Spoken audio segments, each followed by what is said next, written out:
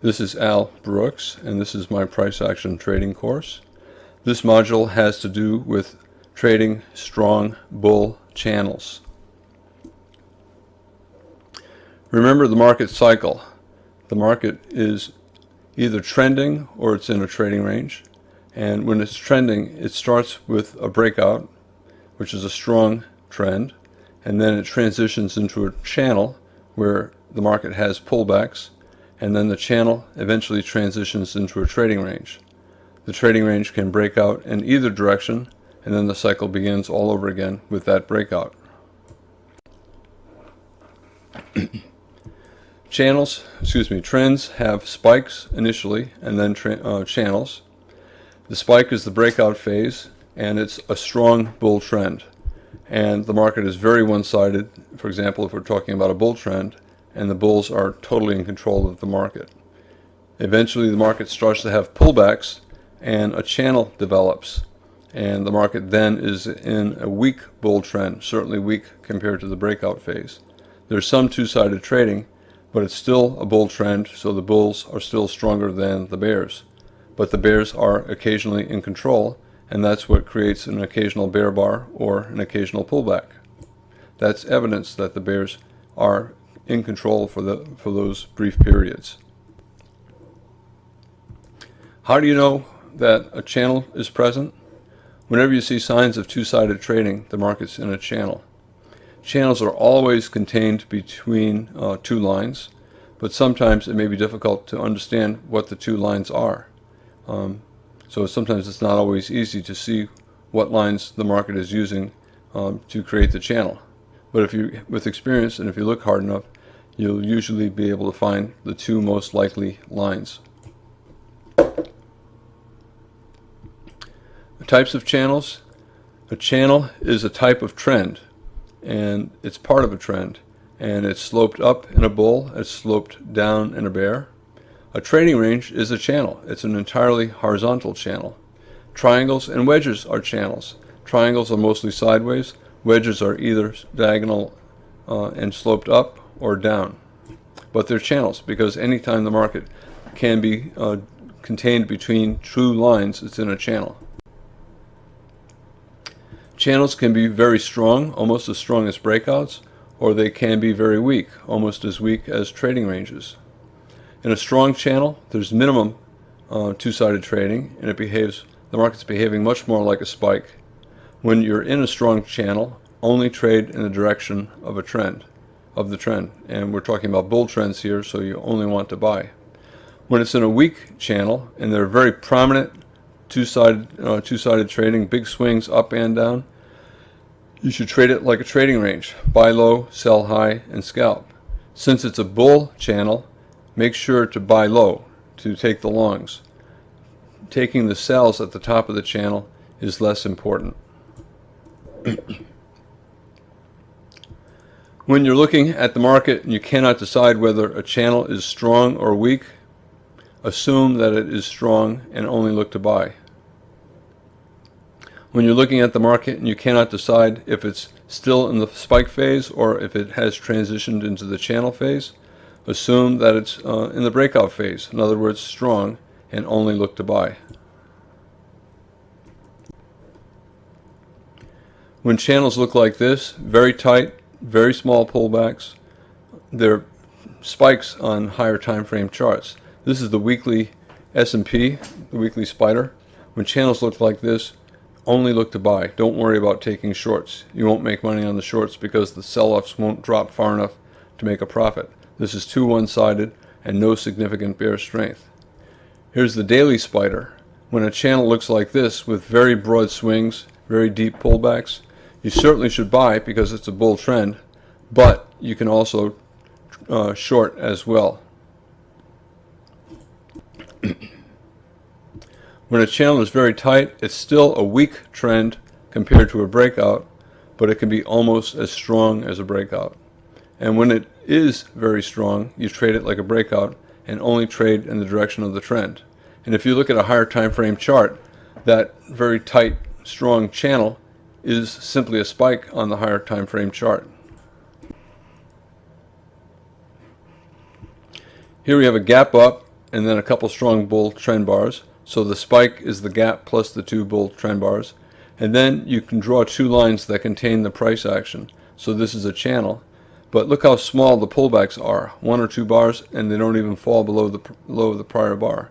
So this is an extremely strong bull channel. It's a very tight channel. However, it's relatively weak compared to the spike phase. But it's so strong that you should only trade it like a spike, like a breakout, and only look to buy. Again, channels can sometimes be almost as strong as spikes. The channel can be very tight with very small pullbacks and very little two-sided trading, maybe an occasional bear bar. It's still weak compared to a breakout phase, but it's still strong enough so that you should only look to buy. Treat it just like a spike, just like a breakout. Whenever the market's in a strong bull channel, you should look to swing just as you would in any strong bull trend, like a breakout phase. Swinging is better than scalping, and like all channels, it follows a spike. The spike may be small. It may be simply a single bull trend bar. It may be large. It doesn't matter. As long as you see a channel, you know you're in a trend, and you know it's a channel. And if the channel is very tight, try to swing and treat it more like a breakout. When a channel is very tight, if it is a very strong bull channel, it is a spike on a higher time frame. And if you look at the higher time frame chart, you'd only be looking to buy, and you would be expecting the market to go higher. So on the 5-minute chart, you should also only look to buy. So here's an example. 5-minute chart on the left, same chart on the right, 15-minute chart. We have a gap up on the open, the pink rectangle. Here's that same gap on the 15-minute chart on the right. The green box on the right, it's a wedge-shaped bull channel, but it's very tight and the pullbacks are very small. They don't even fall below the low of the prior bar. This is what that green box looks like on the right. So on the left, it's a 5-minute channel. On the right, it's a series of consecutive bull trend bars on the 15-minute chart, close above the high of the prior bar, so there are gaps all the way up. Every close is above the high of the prior bar, so there's a gap between the close and the high of the prior bar. So this is an extremely strong bull spike, and you should only be buying, and buying for any reason. And the same is true with the 5-minute chart. So what are the signs of a strong bull breakout, a spike? Big bull trend bars, consecutive strong bull trend bars, small tails, in other words, bull bars closing on their highs, and no significant selling pressure, no bear bars, no reversals. And the context has to be supportive of higher prices. You don't want it to be a race to the top of a trading range. And how do you diagnose a spike? Well, you just look for big bull bodies, closes near their highs, small tails. Here's a gap, that's part of a spike. We have a series of 3 consecutive bull bars, and there are gaps. The close of this bar is above that high. The close of this bar above that high. Close of this bar above the high. Close of this bar above the high. So the market is gapping up on a lot of the bars. Very little overlap between adjacent bars, and a series of consecutive bull trend bars. So these are very strong bull breakouts. So a gap spike here, a bull spike here, and another bull spike here. These 2 last spikes are within the context of a wedge channel. And what are the signs of a bull channel? In contrast to a breakout, you have pullbacks. They might be small if the channel is strong.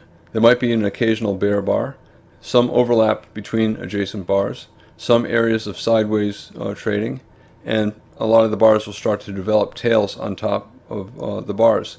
So the the bar is going up and up and up, and then into the close of the bar, it sells off. So that means the bulls did not control the bar into the close, and that the bears are getting stronger. Also, if the bull channel is made of smaller bars, that's a sign that the bull is not as strong. When the market is in a strong bull channel, you should trade it like a breakout, a spike, a strong bull trend, and try to swing at least part of the position. When you are scalping, use a tight stop and go for a reward that's at least as big as your risk, and more experienced traders will scale in as the market goes against them. You always need to diagnose as early as you can. So here we have a big gap up, a two-legged move that did not even reach the moving average, a two-bar reversal, and then 3 strong bull bars closing near their highs. We went sideways here for 5 bars, so maybe we're entering a channel. These bars are getting smaller body, tail on top, so we're probably in a channel phase. But the channel is tight. The distance between the trend line below and the trend channel line above is very small. And the pullbacks are very, very small. It's not even pulling back. So you know that this is a strong bull trend. Well, it's actually a weak bull trend because it's a channel, but it's a very strong channel, and it probably is a spike on a higher time frame chart. So you have to get long. You can't look at this and say, well, 1 push up, 2 pushes up, top of the trend channel line, a wedge top. There's simply not enough selling pressure, and there is too much buying pressure, too many big bull bars, too many gaps in the bull bars, close above the high of the prior bar, close above the high of the prior bar. You cannot be looking to sell. You can only look to buy. So you can buy for any reason. You can buy the high 2 over here. You can buy closes. So you buy for any reason, and you certainly don't sell. So how do you get long, and where is your stop? Is it time to buy yet? Whenever you look at the market and you're starting to feel agitated, desperately hoping for a pullback, you know the trend is strong. And when that's the case, if you're not long, just buy at the market. Buy at least a small position at the market and use a stop below the bottom of the bull spike. You just determine how far away your protective stop is and try to go for a risk at least as big, and depending on how many ticks you're risking, that determines your position size. If you are having a hard time determining the exact position size, don't worry about being exact. Just instantaneously trade half size or quarter size and buy right now this minute and trust your stop. How can you buy? Lots of ways to buy. Just as with any strong trend, if you're in a strong channel, same thing, you buy at the market. You buy at the close of bull bars. You buy at the close of bear bars. So if the market is in a bull channel and you have a bear bar, you buy its close. You buy above the high of the prior bar. You buy below the prior bar, betting that any reversal attempt will fail. You press bets and you buy breakouts above swing highs. So the market goes up, you have a pullback, place a buy stop 1 tick above that high and buy again as the trend resumes and goes above the prior high. If you have bull flags, pullbacks, you buy breakouts of the bull flags. If you pull back to the moving average or a trend line, any other kind of support, you buy at support. And you look to take profits at resistance, such as at new highs or reversals down from new highs. Okay, going into the details of that chart, buy at the market, buy at the close of strong bull bars or strong bear trend bars, it doesn't matter. Buy above and below the prior bar. So here's an example. You just buy at the market. The trend's going up, you know it's going up. Buy at the market and buy small. Put a stop below this ledge, or a stop below this bull bar, or a stop below this bar. Whichever stop you choose, make sure to trade small enough so that your risk is not too big. We're getting a series of strong bull bars. Buy at the close of the strong bull bar. We have a little pullback. Buy above the high of this bull pullback, betting on higher up. We have a bear close. That's an attempt to reverse the market. Buy the close of the bear, because the attempt will probably fail. The market's trying to reverse here. Context is not good. Prior pullbacks are very small. This will probably fail. Place a limit order to buy at its low and get filled as soon as the market moves 1 tick below its low. You don't have to take all of these, but make sure to take at least one of these. You don't want to sit without any position at all, hoping for a pullback that never comes and then missing a trend like this.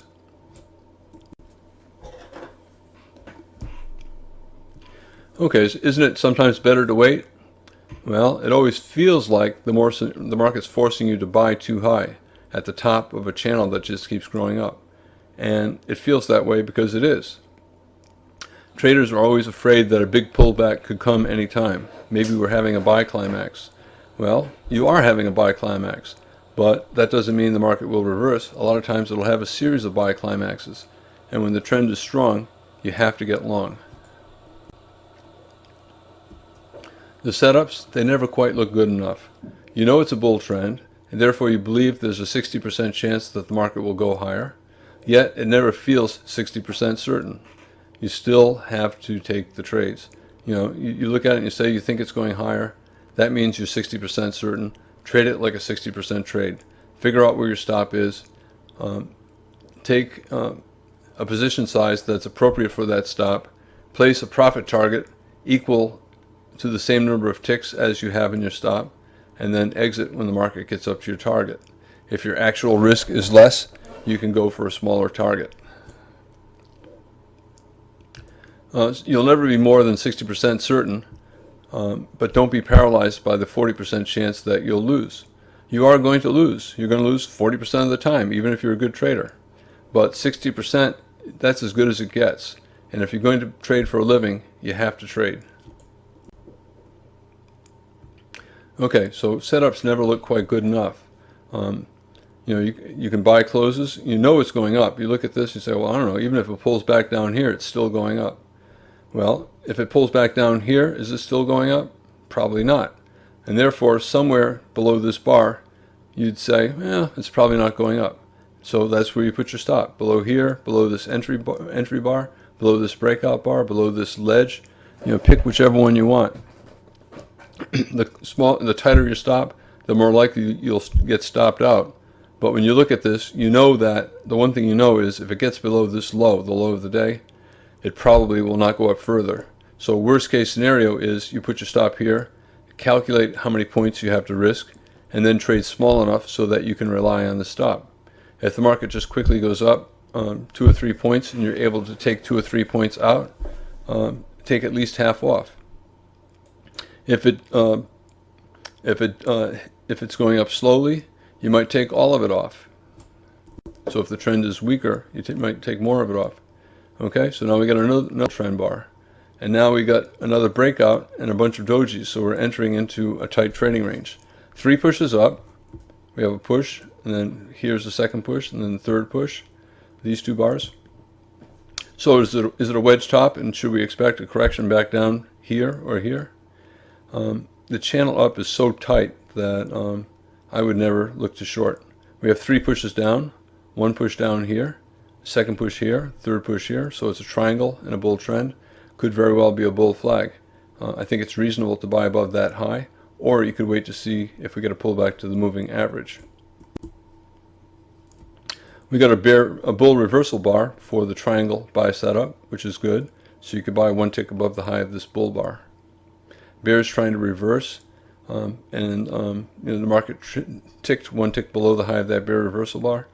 To me, I think you can scalp out of your longs, but way too much buying pressure, and the channel is way too tight, and the pullbacks have been way too small to be thinking about taking any shorts. Another bull bar, so probably going higher. Okay, now we've entered a tight trading range. So the market has transitioned. It was in a strong bull trend, and now it's transitioning into a trading range. Once you think the market is always in long, in other words, once you see the breakout and you say, yeah, I think this is going higher and I'm worried that I'm flat, buy at least a small position. You can see the modules on breakouts and trading strong trends to get more information about different ways to enter. Again, I mentioned earlier, you can press bets. You can buy breakouts above prior highs. So if the market is up here and it pulls back, you can buy as the pullback resumes up. But if you miss that, you can always buy on a stop at 1 tick above the prior high. Also buy any small pullback, any bull flag. This is an example of pressing your bets. We have a swing high, market pulled back. If you don't buy above this bear bar or this bull bar, you can place a buy stop 1 tick above the prior high to get long. You can buy at the market as a pullback is forming. We have this bear reversal bar, but the context is bad. This entry bar is bad, the follow through is bad, You can simply buy at the market, betting that the top is not going to succeed. You can buy a breakout of a bull flag. Here we have a triangle, 3 pushes down, 1, 2, 3, and we have a bull signal bar. Buy one tick above the high of the bull bar, betting that the pullback will end and the trend will resume. You should also look to buy at support, and you should also consider taking profits at new highs and at resistance. What's an example of support? A trend line is a good example of support. So traders will buy at the trend line or just a tick or so below. They'll also buy at the moving average. Despite the strong bear bar, they'll bet that the breakout attempt by the bears will fail, just like all the prior breakout attempts by the bears failed. And where do you put your protective stops when you're swinging? You put them below the most recent higher low. It's as long as the market continues to make higher lows and higher highs, the market's in a bull trend and your premise is still good. If it falls below the most recent higher low, that's a problem. That means it's no longer in a strong bull trend and your premise is wrong. And if your premise is wrong, you get out. So that's a good location for a stop. When you're scalping, you're not going to allow pullbacks. You might allow a tick or two pullback, but for the most part, you do not allow pullbacks.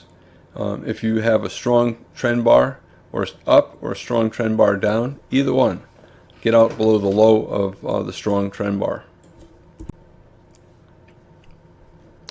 So let's say you bought this close, this green box, right? You could put your stop below the low of the bar because it's a breakout bar.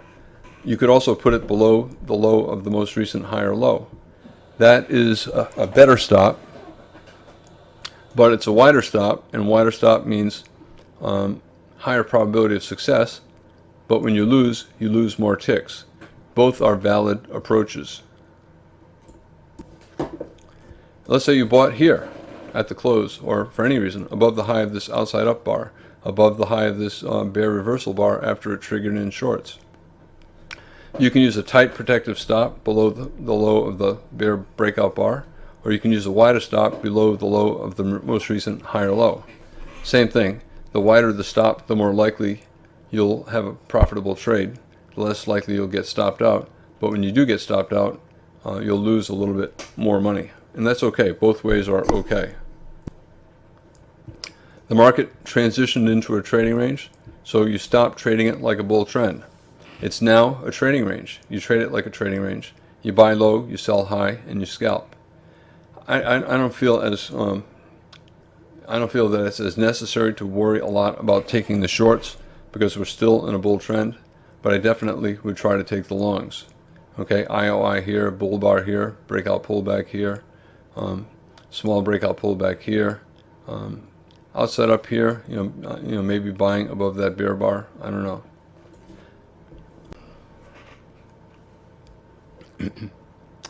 Okay, strong bull trend, only look to buy. You can say, well, Al, this is a trading range, and this is a buy vacuum test of the top of the trading range, and here's a low 1, and here's a low 2. I'm going to short. I would not. To me, we had a bear trend, a break above the bear trend line, a test of the low, and a reversal up. This is a lower low, major trend reversal. We have a low, a lower low, and a lower low. We have a high and a higher high. This is an expanding triangle also. So that's a pretty reliable buy setup. And we have a strong bull micro channel with 7 bars up, and then a breakout with 3 very strong bull bars. To me, you have a terrible signal bar for the bears, especially given the strength of these 3 bull bars. So probably buyers below. And then we have a low 2 short here, but again after a bull bar, and we've only had 2 small bull bars in the past 10 or 15 bars. That's not enough selling pressure to justify a short, especially when you have a bull bar for your signal bar for the short. So low 1s and low 2s are only in bear trends, not bull trends, or they're in trading ranges. And this appears to me to be a major trend reversal and not a trading range. So this is not a low 1 and this is not a low 2, and I would not be taking these shorts. Strong trend, especially after these bars, I think it's better to only look to buy. And that's the end of my module on trading strong bull channels.